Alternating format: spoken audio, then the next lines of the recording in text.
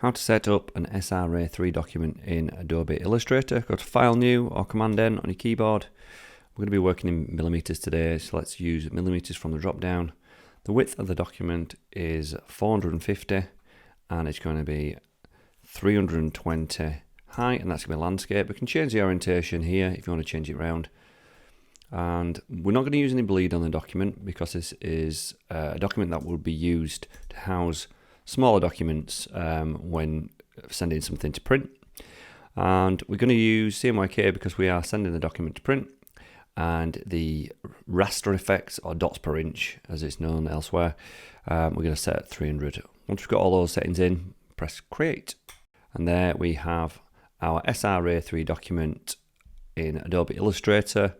Thanks for watching this tutorial, guys. Consider subscribing to the channel and watch one of the videos on screen now.